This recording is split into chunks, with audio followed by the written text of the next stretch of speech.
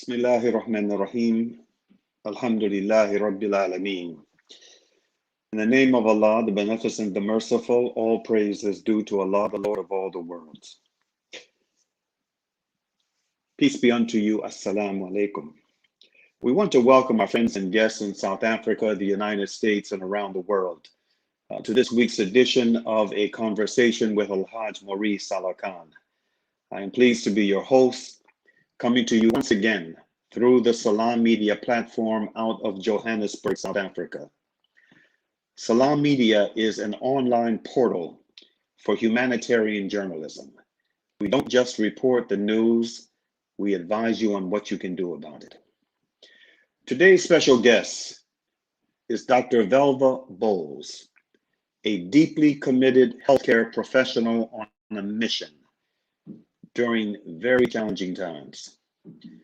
Our topic for today is Information is Power, what you should know about the coronavirus pandemic. Dr. Boles received her medical doctorate degree, her MD, from the University of Pittsburgh, her doctorate of philosophy degree, or PhD, in health sciences from Concordia University. She has a master's degree in chemistry from Duquesne University and a Bachelor of Science degree from North Carolina State University. Dr. Boles' primary instruction and research interests are extraneous biological and chemical processes which impact public health. Published white papers on securing potable water following the disaster using mobile hydration platform, closing the gap in disparity of healthcare for the elderly, and revolutionize modern snacks, reducing incidence of obesity in American youth, reflect her interest in socioeconomically driven issues and disparities of medical care available to Black Americans. Dr. Boles is a consummate teacher during having served as an assistant professor in the Department of Biochemistry at Colorado State University and an instructor at Front Range Community College School of Nursing in Fort Collins, Colorado, while in graduate school. She's currently an adjunct professor at Louisiana State University in Alexandria and Upper Iowa University Extension.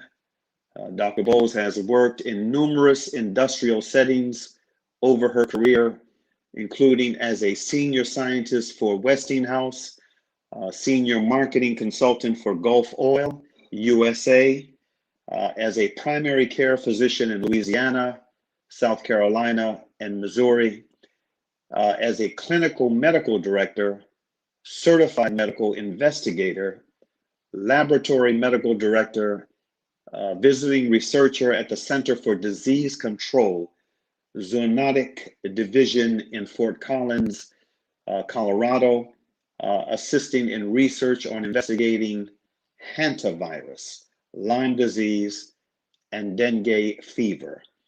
And she is founder of Epiphany Enterprise 1 LLC. In 2013, Dr. Boles served as the primary physician for ACT's annual mission to Honduras, Central America, to provide clinical care. She has served on numerous nonprofit civic and research training boards in Louisiana, Pennsylvania, Missouri, and Texas, and is a past president of the Alexandria chapter of the Links Incorporated. And needless to say, this highly accomplished guest of ours has done a lot of lecturing and media work throughout the country. Like I said, she's on a mission, and I can't wait to dive into this topic that we have before us today. Without any further ado, I want to welcome our guest, Dr. Velva Boles, to the platform. Peace be unto you, my sister. Welcome to Salam Media. Thank you so much. I have been anticipating this with great energies, and I'm looking forward to providing all information that I am capable of and answering all questions that may be put to me. Let's begin at point A. You know, I found it interesting, this one of the notes in your background information concerning a virus that you investigated, hantavirus. What is that? Hantavirus, in 1990, there was an outbreak that took a number of lives on the Navajo Nation in Arizona. And that was a time when I was working with the CDC in Fort Collins, Colorado, which is a zoonotic division. And a number of people will say, I've never heard of that. I thought CDC was in Atlanta. The CDC in Atlanta are human focused, and the CDC in Fort Collins looks at zoonotic diseases. Hantavirus is a virus that lives in wildlife, just like the COVID-19 virus. And the reason it affected adversely the Navajo people is that a field mouse, which will get into your hogan, they have a ritual house called a hogan. And the hogan is a spiritual place that when someone is troubled or a family needs healing, a good example is when a number of sons have been in military and they come back to the reservation, the family might feel a need to retreat to a hogan. And that is a holy place of sorts. It's not a church or a temple or synagogue, but the hogan is a circular building that is dug out 3 to 4 feet into the ground, and then the housing is erected above it. So when you walk up to it, it looks like a 5-foot high building, but when you go in, it's a real 8-foot to 9-foot building. And digging into the earth is supposed to reconnect with Mother Nature and get the energies of ancient people. So the hogan is a very special place. It's a sacred retreat. Well, what had happened is in modern day, modern families were not visiting hogans as regularly as I suppose they had in the past. And when the families did decide to go and visit, they had been invaded by the field mouse that can get into a crack as small as a keyhole. And over this time, these animals had full range of the house, and they would urinate, as you know, that rodents will. And this virus lives within this animal. It doesn't make them sick. It doesn't affect them adversely. But the concentration of the virus was such that over time, when the people came in to clean the hogan, the thing that was a challenge for CDC is only women and elderly men were being succumbed with this pneumonia-like disease and dying within 24 to 48 hours. And when they brought in our group to investigate what's going on, it was very interesting. It was really the shaman, or I call them wise men or medicine men of the village, who answered the question. It wasn't CDC. I can only say, thank goodness, the federal authorities of the United States listened to the ancient word. And it basically, women who were sweeping out the hogan was making dust rise. And as dust rise, you inhaled the dust, and contained in that dust was the virus. And elderly men in the Navajo tradition are the watchers. They originally are the hunters. So they take a post, they kneel, or they go low to the ground or the floor, and they watch. And in the case of family, the older men watch the children. When children are allowed to roam free and get full experience, it's none of this Americanized behavior. Don't do that, stop that. They observe the child and allow the child to learn as much by experience as possible while still keeping them safe. Consequently, men were in a crouched position close to the floor. Women were actually agitating the dust of the floor and surfaces. So it was the elderly men and women who were most exposed to the hantavirus that was put into the air by moving dust. The shaman, when we consulted with them, said, there are times when, if the hogan is in disuse, we traditionally advise, take all of the coverings out and burn it. Do not try to wash it, clean it, or dust it. And before you start to clean the surfaces, spray it with water. They said sprinkle, where you take a pan and you dip your hand and you sprinkle.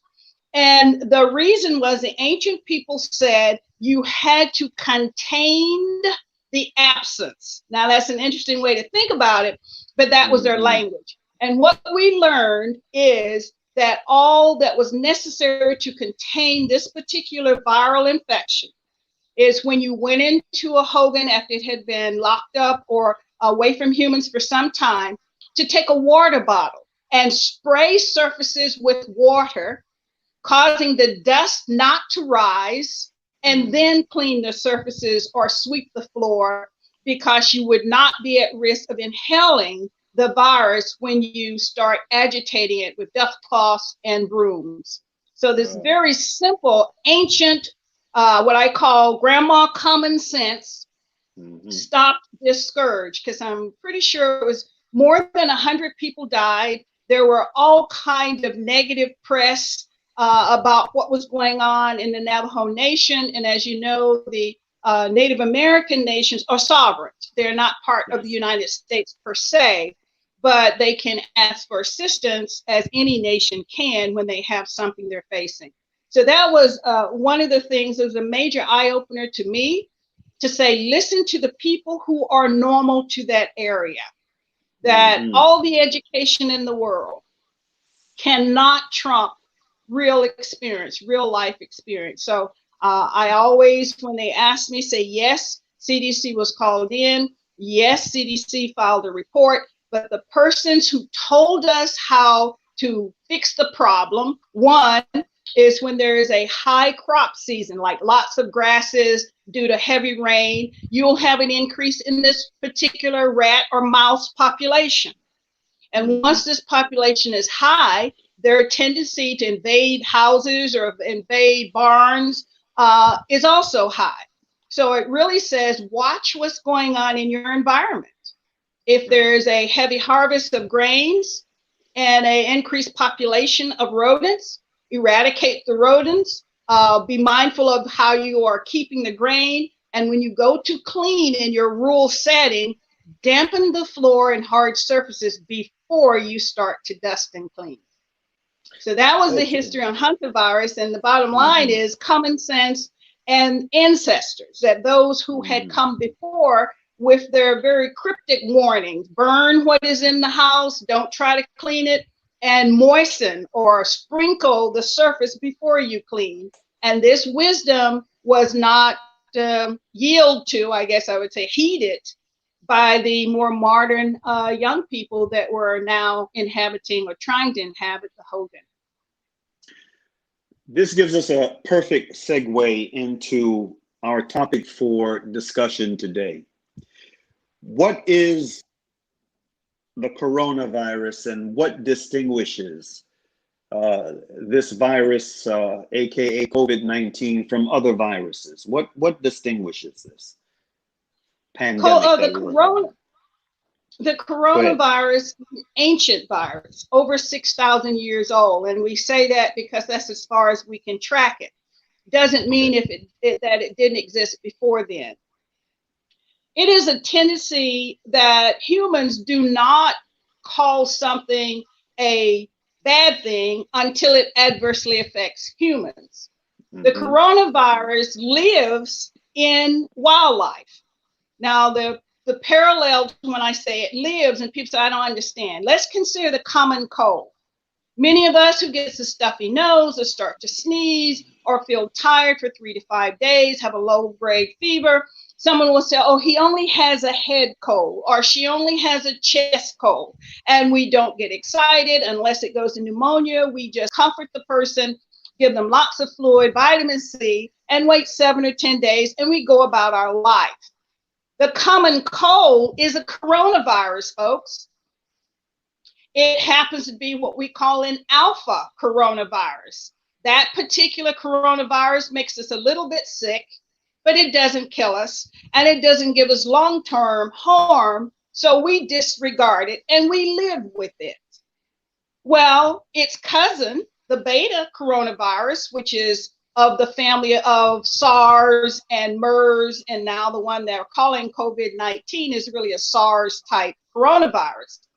The excitement or the fear, if you like, is because now this virus that for many, many years lived in wildlife on the same level as our common cold lives with humans, it crossed over. Now, the big discussion is, how did it cross over? Why did it cross over? Why is it a pandemic? Some are saying that in the markets where wildlife is sold as food, in the western part of the world, I can speak to the United States, when someone wants a chicken, they go to a grocery store. And this chicken has already been plucked and it's already been washed, and we're getting what we call a dressed animal. We never come in contact with this animal's living inhabitants. Whether, we don't know what, some people don't even know what it eats or where it stays or that it had feathers or fur. We go to a grocery store and we buy it. And when you talk about open market purchasing, where you go and you literally see the animal itself, you pick the chicken, you pick the squirrel or whatever the meat is that you're choosing. And sometimes at the market, they may butcher for you. But I have been in places in Africa where you take the live animal home and dress it yourself. Well, as my understanding is, where the open market had the live animals available for purchase, over time, if you put, let's say, a chicken near a pig, near a duck, they're being in close proximity, they can exchange the flea that bit the duck might bite the chicken. So that's not controlled. That's not able to be controlled. You keep the area clean and you're mindful, but Mother Nature, when you put things in close proximity, there will be some communication. Well, the understanding is this virus that is normally in an animal they call the pangolin, and we've heard a lot about the bat. These two animals, mammals, and humans, by the way, are mammals. So keep in mind, we're in that same grouping. Either the handler of the live animal or the purchaser of the live animal contracted the virus. Once the virus was in human, Mother Nature takes its course. All things that can affect living, whether it's the human or the animal, will mutate or change over time. And what we have seen is that the virus that once only lived in the animal found that it could also live in a human. And the receptor has been identified that this virus recognized from animal to human, and is called an ACE2 receptor, ACE-2, if you want to go and investigate it. This receptor in humans are found in the nose or nasal passages, it's found in the lungs, it's found in the intestine. And here's where things started to get troublesome. Had the person who was either in Wuhan, China, as the suspicions are that the START index person was, if it were in ancient times, when you traveled by animal, whether it's donkey or you traveled on foot or camel, then this virus would have been contained because the person who would have gotten the infection wouldn't go very far. But in modern day, you can get on a plane and fly in 6 to 10 hours around the world, halfway around the world. And what it appears is travelers from the source, and the idea of the source has been said to be China, they got on a plane and flew to New York, and flew to San Francisco, and flew to LA. And because no one was suspicious of the infection, whether the person felt well or didn't report feeling badly, with that rapid transit, they were able to now inoculate the airport in New York, the airport in San Francisco. And these were major movement points that you're in and out and you're standing in line and you're close together. And that's why and I couldn't leave out Florida, because during the time of this pandemic, there's something we call snowbirds, that people living in the snow areas like New York or Rhode Island or other areas, the elderly rich will fly to Florida. they have a Florida home. And so with all of this available travel, there was an instant inoculation of this virus into humans. And as it was shown in Italy, it was saying a very wealthy family had flown to a ski lodge and then flew back home, that it totally devastated a large population of senior citizens. So if you look at how this was tracking around the world, it was spread by the wealthy, it was gatewayed through airports, and the people who suffered most, unfortunately, in the United States were those who had no insurance, poor healthcare management, and marginalized people, which translated to Black Americans. Mm-hmm. As you well know, Dr. Boles, there has been a tremendous amount of discussion, debate, accusations thrown, politicking for and against individuals based upon their conduct. We're talking about leaders now based upon their conduct in response to this global pandemic. Just a lot of heat, probably far more heat than light, around this controversy. I want to share with you an exchange that just recently took place on Facebook that I wade into. And what I'm going to share with you is going to it's going to provide you with an opportunity to address a number of issues at once, because there are a number of issues that are encased in this very brief exchange that took place, the part that I'm going to share. There was an opening post of a very prominent religious leader from Iraq, I don't know if he posted this, or my gut feeling is that he probably posted it somewhere within his own social media, and then it was shared by someone else, eventually making it across the sea here to the United States. The post from Ayatollah Ali al-Sistani of Iraq read, "Shall we take," it was titled, "Shall we take the COVID vaccine?" That was the title. And this is what he said, and this is basically what is called in Islamic terminology a fatwa. It was a juristic decision that he made. He said, "In such circumstances, it is appropriate to rely on the advice given by experienced medical experts. As our Sharia, which is Islamic law, states, it is mandatory to use an approved vaccine in a situation when the probability of suffering from the coronavirus infection with its potentially life-threatening and or serious untreatable complications far outweigh the probable serious side effects of getting vaccinated," end quote. This was his ruling. The responses that followed are, again, representative of this hot button debate that's been raging here in the US and other parts of the world. One of the respondents said, "What do you say? Should you follow the advice? What does Allah, God Almighty, say about the Satan and his way of changing creation? To me, Allah says he has a remedy for all ills."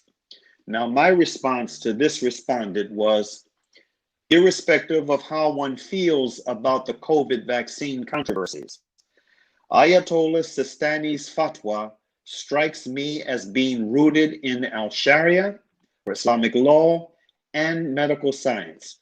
Surely Allah, God Almighty, knows best. The respondent's response to me was, "Thing is, Brother Mauri Salaakhan, the hundreds, if not thousands, of scientists and doctors who have serious questions and warnings about this shot, and especially note that there are treatments that work, albeit currently banned, which begs the question, why? All have been censored. You will not hear most of them getting air on MSM. I know we like to think the best of people, and especially scientists, but science has been corrupted for a while. Follow the money and who's paying for lots of these studies. The rabbit hole is deep, and we tend to forget just how evil these people can be against other humans. Also note that Ayatollah Khamenei, another religious leader in Iran, basically said he does not trust them with their offers of a vaccine. In fact, Iran is working on their own vaccine, Cuba too. And if I had to choose which vaccine to take, I choose theirs. Please note Pfizer's vax has far more adverse effects than Moderna's so far. Will you even be allowed to pick which shot? Now, my final response to this respondent was as follows. Most reputable doctors and scientists have serious questions about the vaccines, and understandably so. The vaccines have been rushed into the consumer pipeline for a novel coronavirus, and there are many unknowns. It is also a fact, however, that the following appears to be the majority consensus among physicians, scientists, and responsible leaders of the public square. Number one, the pandemic is real. It's not fake. Number two, the benefits of the Pfizer and Moderna vaccines appear thus far to greatly outweigh the risks. This is precisely the point that Ayatollah Sistani and a host of other Muslim jurists have been making. As for there being other treatments, i.e. repurposed drugs available that are presently being largely ignored by the medical and scientific establishment, this is a legitimate concern which should be receiving far more attention here in the US. This, however, along with capitalism's corrupting influence, is a whole different conversation. So, like I said, there's a lot packed into these exchanges that took place. What are your thoughts? Well, I think the exchanges are very, very intelligent. In listening, I nodded on a couple of things, and the responses I think are most credible. So my way I would enter into this discussion, had I been there live with those having it, is my position when I start to talk about vaccines. I start by saying vaccines are not the only answer. And my greatest objection to the way in which the United States and other countries are presenting this, quote, solution is you must be vaccinated. I stand firmly that is false. There are people who cannot have an immune response to a vaccine. Now, many people think the vaccine in itself is the cure. It's not. A vaccine stimulates the body to launch an immune response. So with that understanding, we have to admit there are people who cannot raise a response to the vaccine stimulant, and no one is addressing that group. When Pfizer got its emergency acceptance and Moderna got its emergency acceptance, they whispered the exceptions. The exceptions include anyone under the age of 16. You have all of these young people going to school who cannot qualify for the vaccine, but are equally at risk of being infected. If we were being complete in our concept of herd immunity or covering everybody, then we need a multi-focus approach to getting the herd immunity. Vaccination is one. Passive immunity is another one. Passive immunity is the injection of antibodies that can be made in the lab, just like the vaccine can, as the company Eli Lilly. They have an approved passive immunity process. How do I know? Look at what happened to Donald Trump. He got the COVID positive and was given Regeneron. What is Regeneron? It is antibodies. It's a monoclonal antibody or a heteroclonal antibody, which was injected 3 days later. That antibody cleared the virus, and he came out bragging that he no longer had a viral count. That technology exists. The component exists. So why is it not being offered and presented to the people as an alternative? The exclusions for all of the vaccines now approved include the following. First, if you cannot mount an immune response, you say, who are these? The elderly over the age of 80, I'd say over the age of 75.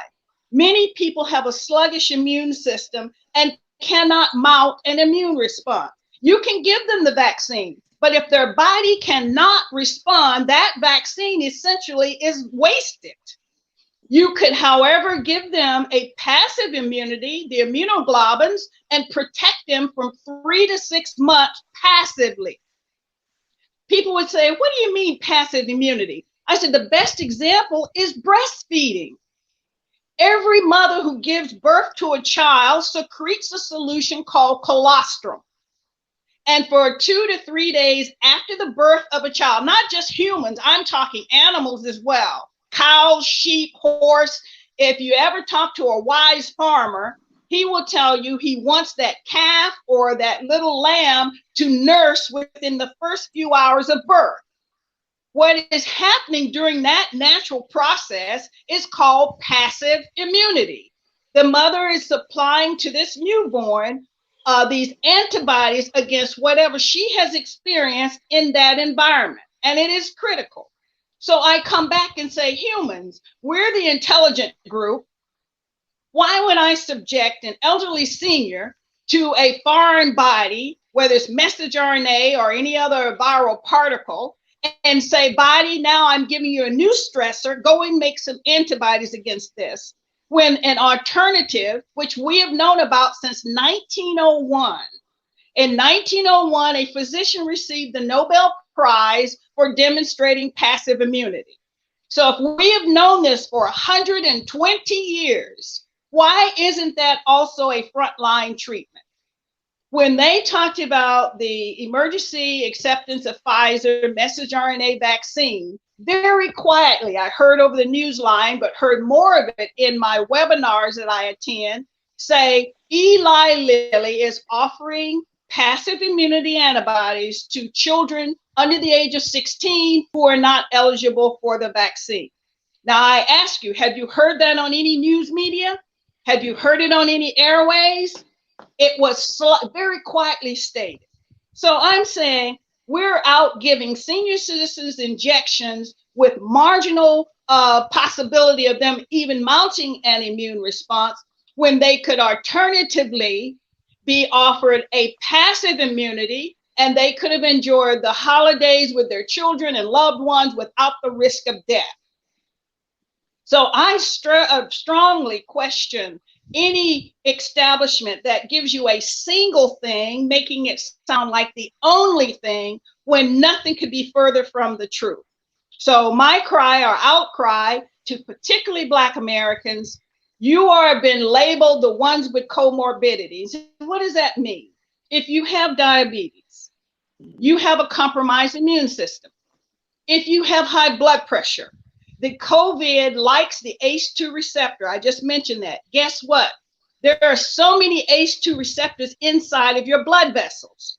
If you should get the infection of this particular virus and it goes to those receptors, you will have blood clots, which means stroke, which means heart attack, which means amputation. Now, what you hear about is cough, fever, and diarrhea. But the population that is most severely, when you hear severe COVID, you hear that term, oh, they had a severe COVID, they're telling you it is not the typical cough, fever, and GI diarrhea. And the group who is most prone for the severe COVID are Black Americans who predominate with diabetes, hypertension, renal injuries, vascular injuries, And then again, very quietly, they say, if you have a food allergy, that means shellfish or any other kind of food allergy, or if you've ever had an adverse reaction to a medication. So if you've had anything that you had to change the medicine because it gave you a rash or made you hoarse or made you have leg cramps, or if you're allergic to bee stings or peanut butter, or if you have an immune disease like rheumatoid arthritis or lupus. And I'm saying all of these things that they're lumping in one little category. If you have any allergies, talk to your doctor. And I say most of the people who could be most adversely affected don't have ready access to a doctor. Right. If you're on Medicaid or Medicare in the United States, that organization, the federal decision is how often you visit a doctor. And I'm speaking from clinical experience. You get 3 visits a year paid for. If you go outside of those paid for visits, it is either an emergency room visit or you have to pay out of pocket. So how casually they talk about something called an anaphylactoid reaction. And they say, oh, we know how to treat it. All you have to do is some epinephrine and then steroid. Yes, if when you have such a problem, someone will listen to you. In New Orleans, 73% of the people who had severe COVID-19 were turned away from the emergency room at least 4 to 5 times because they were Black. When they came in and said, I have diarrhea, I have muscle pain, I'm tired, they said, no, we will not test you for COVID, go home. Why? Because they had accepted only the symptoms that white people had. I'm saying it plainly. The Chinese and the Italians had a cough, had a fever, and some GI complaints. The Black Americans in New Orleans did not present that way. They had stomach aches, diarrhea, muscle pain, and fatigue. And many of them would call me and say, Dr. Boles, I've been to the ER 3 times. I took my mother and they keep sending me away. What should I do? How can I do this? And I would keep saying, don't let them send you away if you feel strongly. So by the time the doctors at these various institutions, and trust me, Louisiana has some real big name institutions that were practicing the CDC advisement of cough and fever.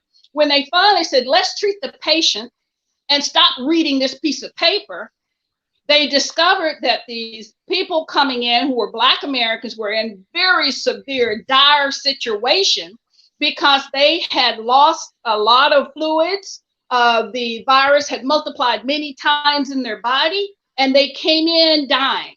And that's why the numbers initially, February a year ago, were 78% of the deaths for COVID-19 in New Orleans were Black Americans. 63% of those dying in Detroit were Black Americans. 58% in Chicago were Black Americans. No one, you didn't hear Fauci addressing it. You didn't hear CDC president addressing it because the issue had to do with the treatment that Black people in America were receiving from the establishment and established care. That symptoms, I was trained as a physician, that symptoms is what a patient will tell you and signs are what you observe. And neither of those are more important than the other. And what I observed a year ago were people saying, these are the only signs we will accept. And I've never heard of that. To me, that's a very pejorious practice of medicine. And under the circumstance of being just bombarded with so many people with symptoms outside of that was allowed, should have awakened their action much sooner than it did. So, the vaccine or not the vaccine, my comment is you have other choices. And my position is demand these other choices, that the monoclonal antibody or the heteroclonal antibody that people such as Eli Lilly has perfected and offered should be as open and available to you as anything that Pfizer, Moderna, AstraZeneca, and Johnson & Johnson is coming forth with. Those are true, tried, medical, tested. If it's been around 120 years, I have had monoclonal antibodies given to me when I first traveled out of the country because they wanted to protect me. So it's not a guesswork. It's not hypothetical. If you're looking in the engineering world, they'll say proof of concept is already there. The proof of concept for the various vaccines we're talking about is not there. That there has never been in the history of man a vaccine that was injecting messenger RNA into your body. I can say it and say nothing else, because no one can come back and say that's not true. You're trying to be a fearmonger. No, never in the history of man has either messenger RNA, which is Pfizer and Moderna, I understand AstraZeneca is DNA. These are genetic materials being injected, allowing your body's ribosomes to create a foreign protein to which your body is supposed to generate antibodies. That is the process. That proof of concept is new. It has not ever in the history of man been used. So I can stand firmly on that. Do you say, is that more dangerous than the traditional vaccines? Only time will tell. Well, what are the side effect possibilities? There are many. All of them are speculative. There is insufficient data to show that this is to be expected or not to be expected. But they do tell you, if you have a history of Bell's palsy, that this vaccine may contribute to your having Bell's palsy. So all of the contraindications that I've mentioned are said in a quiet voice. And these contraindications, they're saying, check with your private physician. And my response to that is, the very group which can be most adversely affected do not have ready access to a private physician, is not immediately listened to when they present with a symptom that's not accepted by major America before they get there. So I made a comment that people in New Orleans had to die to prove that COVID-19 did more than have a cough and a fever.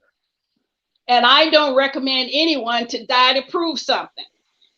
That's not what the medical profession is designed for. I take my position as a steward.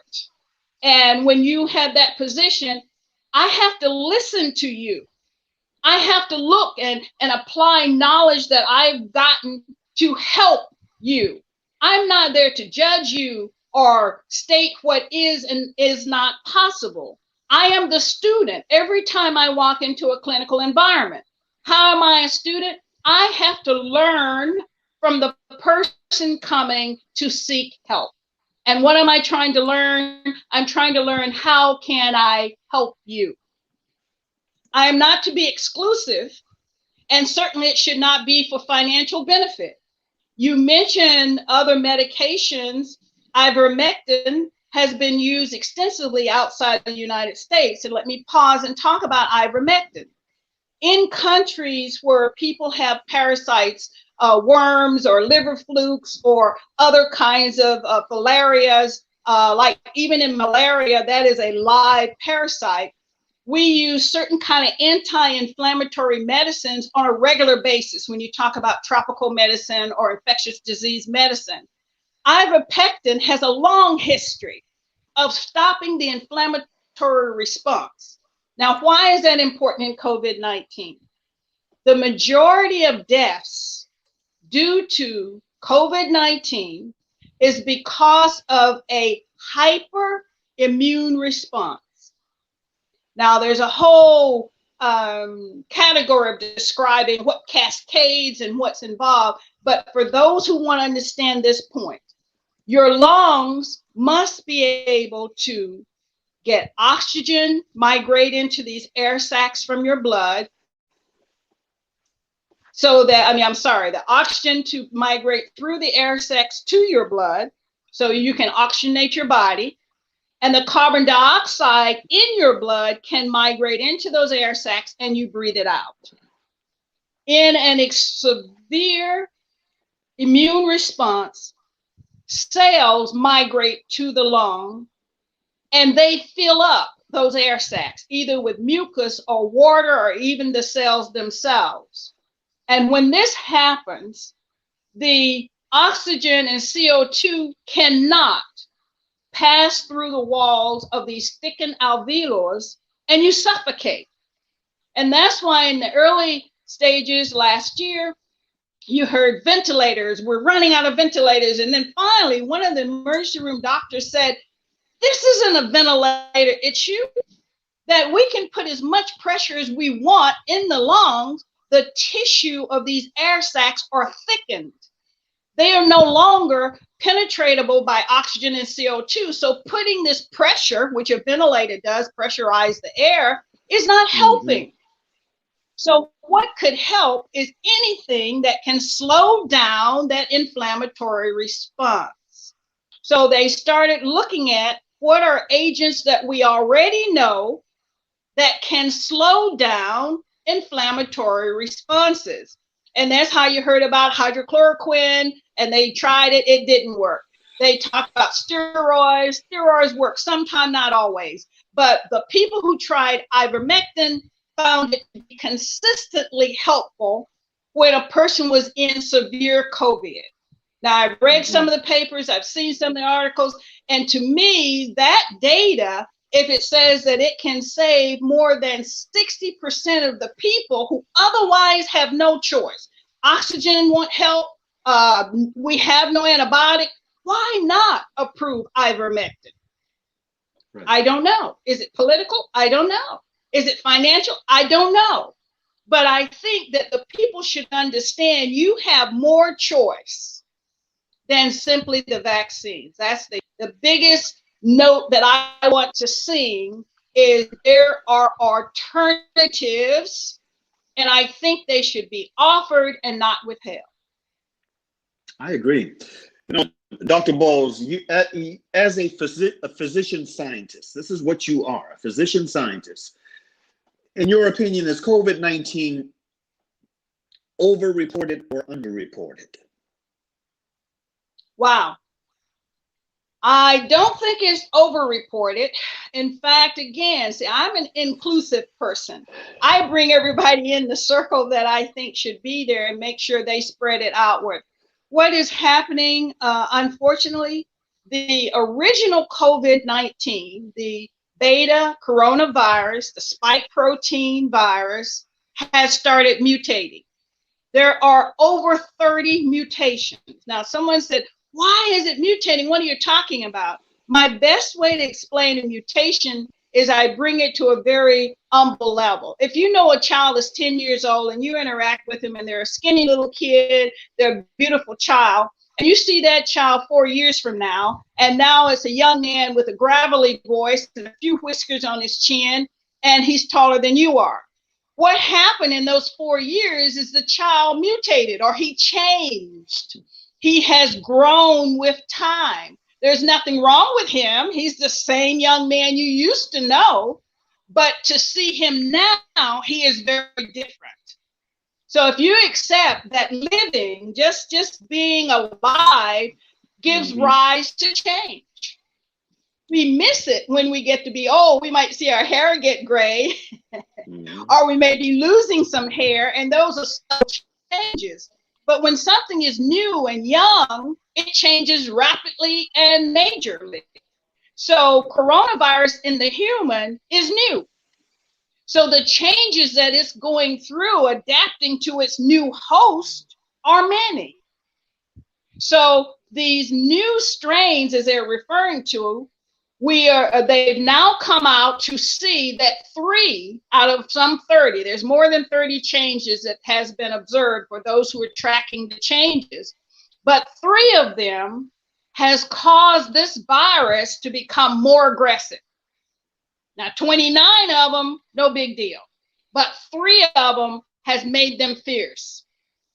The UK version, which they are calling B117, it is showing that it can spread more rapidly. Give you an example. 100 people in a room, 1 person has the infection. This infection, because it's more contagious, you would expect 10 to 12 people to be inoculated. Where with the original virus, if you had one person in the room and 100 people, maybe one other person would be inoculated. So it's 10 to 12 times more aggressive in being able to infect you. And I'm gonna pause for a minute. When we as scientists talk about infection, there's multiple processes. The first process is attachment. And that's why they tell you to wear a face mask. Attachment is you breathe the air, some virus particles are in the air, it attaches to the inside of your nasal passage. You're in a group singing and you take that deep breath so you can hit that high note, and these particles in the air will go into the throat and on the tongue. So with a face mask, you are stopping attachment. You're not allowing to get into your nose, you're not allowing to get into your throat. After attachment is invasion. If you start having a sore throat and you find yourself saying, you can't get it cleared, or you're a little bit hoarse, that's another phase of it, and that is invasion. You may not yet have a fever, you may not yet have a headache, but you have that sore throat and that irritating, itchy sensation in the throat. Invasion. Once you start fever, what that means is the virus has begun to replicate or grow in your body. Because when the virus count gets to be a certain level, it will burst out of your cell. So the bursting out of the cell, the body reacts with a fever. And it often also reacts with a headache. That means you have now a viral infection because it has attached, it has invaded, it has replicated. So when you're talking Ayurvedic medicine or alternative medicine or folk medicine, you will hear them giving you remedy to interrupt the process. They will say, oh, when you've been exposed, then you need to use the neti pot and wash your nose to detach the virus. Or you need to gargle with warm salt water to detach the virus.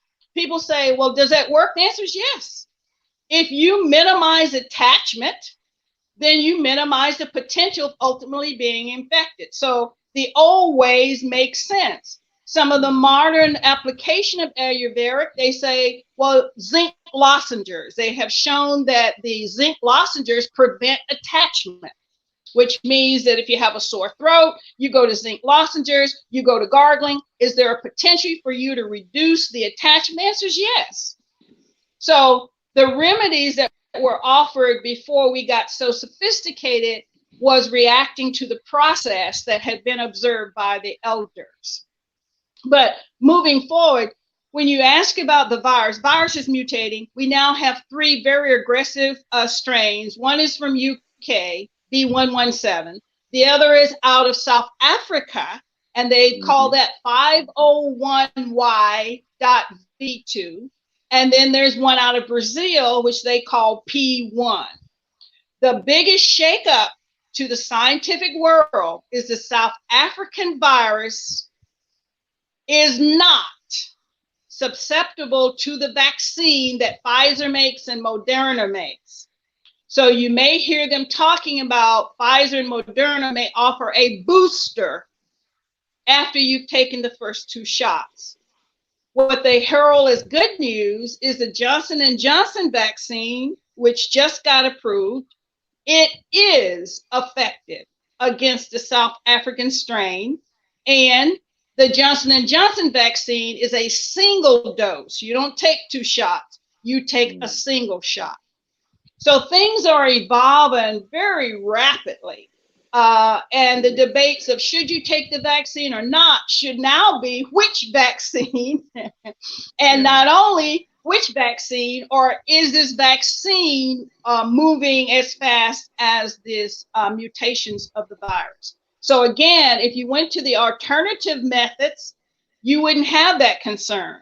If I give you a heterozygous antibody, it should be effective against a wide variety of strains. Dr. Boles, I do hope that, folks who are tuned into this conversation right now, especially in South Africa, are paying close attention, and they will share this video with others after our conversation is completed, and we're nearing our end now. I knew that time was just going to fly. An hour is nothing for a conversation like this. An issue like this is so important. You've touched upon the importance of alternative remedies and a multi-focused approach to herd immunity. I see you. This is my third time having an opportunity to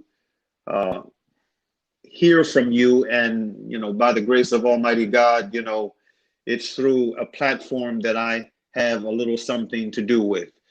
From the very first time I heard you with a panel of African American thinkers. I mean, these were so there were some doctors in the mix, there were some political scientists, etc. I mean, it was a very, very thought-provoking discussion you all had, and I was just overcome with joy to have been exposed to that conversation, and I shared it as widely as I could. And then just recently, you were with the Kidland Network, and I have some friends, personal friends, connected to that network, and that is how I was able to get in touch with you and to invite you to this platform. And God willing, we're going to have you back again, because you are clearly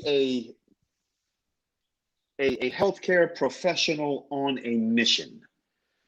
And you come from a very unique perspective as an African American, as someone who is sensitive to the struggles that we as a people have had, especially when it comes to issues like medicine and access to healthcare, and quite frankly, being abused at various times by systems, which has made us, understandably, many of us, very distrustful of systems of this nature. But the reality being that we have to engage these systems and work through that distrust. But the best way to do that is through persons like you. Part of your mission is, well, I'm going to let you tell it. What are you hoping will come out of these discussions that you have been having as it pertains to a more holistic response to this crisis that we as a nation and a world are in, and especially in how it affects your people and other marginalized communities? What is your mission right now? What are you striving to accomplish? My greatest mission is education with action. And I attach action because education without action is entertainment, and I am not in the entertainment business. My greatest appeal or aspiration, immediately or acutely as we say, is to get to Joe Biden White House COVID-19 group and integrate the needs of Black people into what they are offering. I have not seen in anything they've said or observed by new appointments that they are addressing the very difficulties that have marginalized Black people. It is not a casual statement to say, discuss it with your primary care physician. Too many Black people have emergency room physicians as their primary care physician. That's a reality. And if they are in the comorbidity group, then special attention needs to be provided. There should be follow-up, not a 15-minute observing of someone who may have taken the inoculation, because when they leave, they may need your help and don't have access. I think there should be a provision for if you take the vaccine and you do start to have adverse consequences, Bell palsy, Guillain-Barré disease, development of lupus, exacerbation of MS, or any other kind of autoimmune condition, that there be an obligation of the United States healthcare to take that seriously and provide care. I am most afraid that, like the syphilis experiment that went on for 40 years, and the utilization of an HBCU like Tuskegee as the place for people to come and get no care but just observation, can be repeated, because the people involved were the same people now. CDC and PHS, that is the Center for Disease Control and Public Health Service, ran the Tuskegee experiment, folks. And for you that don't know, that was 40 years of observing syphilis ravage generations of Black people while telling those farmers they had bad blood and paying local doctors not to treat them with the known penicillin care. That is an American legacy that is not made up. It's not false. It's there. So therefore, United States, President Joe Biden, COVID-19 herd immunity, make the provisions that establish the trust, or let's say can establish a trust that has been lost among a marginalized people. Okay, we are 3 minutes over the mark, but you know, given the fact that this is the last program, and I'm so thankful for that. This is actually the last program in the line of Sunday programs in Salam Media's lineup for Sundays. We are the last program, and so we have a little latitude, and we have a very understanding engineer that from time to time, when we need to, allows us to go a little bit over. I want to end this conversation for now with a very deeply felt thank you, Dr. Velva Boles, for being the person that you are, for being on the mission that you are. We're going to do what we can to put pressure on some of our prominent leaders and organizations. Congressional Black Caucus should be all over this.